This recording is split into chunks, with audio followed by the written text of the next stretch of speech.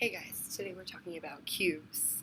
So the first thing that we need to understand is no matter if it's the sum of cubes or a difference of cubes, that you need to know all your perfect cubes. So like 1 times 1 times 1, 1, 2 times 2 times 2 is 8, 27, 64, 125, and just knowing that list or at least having it handy will really help you. So the first rule we're going to work with is the sum of cubes.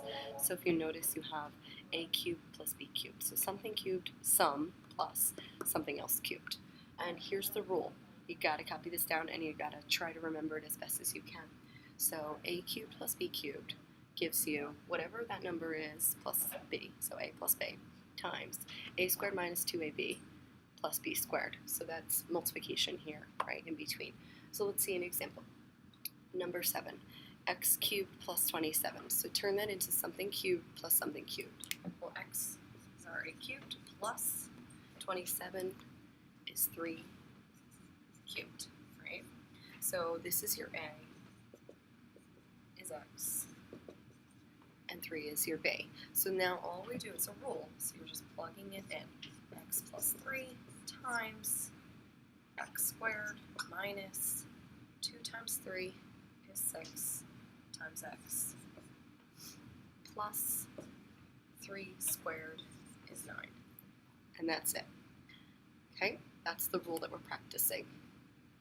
Awesome. So then the next one, you always got to keep in mind that you might have a greatest common factor. So what's your greatest common factor of these two? Well, you can factor out a 4 out of both. So then plus 4. Oops. Plus 1. So because I factored out a 4, now inside I have the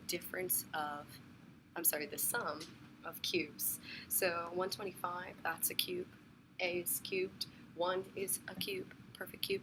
So now we can change this to be 5a cubed plus 1 cubed. So you know your a is 5a, and you know your b is 1. Let me move this down so you can see. So then from here, it's literally a rule. So 4 outside. You have 5a plus 1 times 5a squared. Remember, you have to square both of them. So 5 squared is 25. A squared is a squared. Minus 2 times 5 is 10 times 1 is 10a. Plus 1 squared. 1 times 1 is 1. Okay, and that's the rule that we are practicing. Okay, so now this was the sum of cubes. I'm going to change this slightly.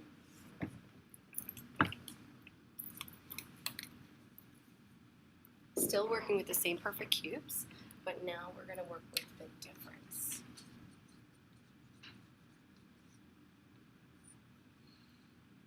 So now there's a minus in between, and let's see how the rule changes.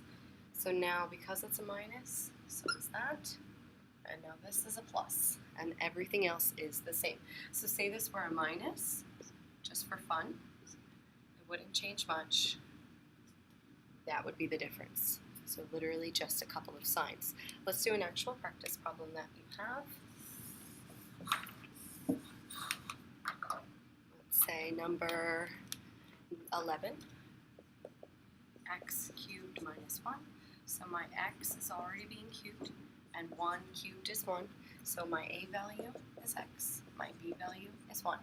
So I have x minus 1 times x squared minus 2, plus 2 times 1 times x, right? 2 times 1 times x, plus 1 squared is 1.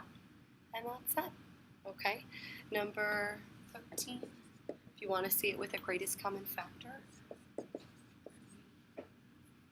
2h squared. We've been doing so much quadratics. So you factor out a 4 out of both, and you're left with 1 minus 8h cubed. And you think 1 is a perfect cubed, 8 is a perfect cubed, and h cubed is a perfect cubed. So this is really like 1 cubed minus 2h cubed.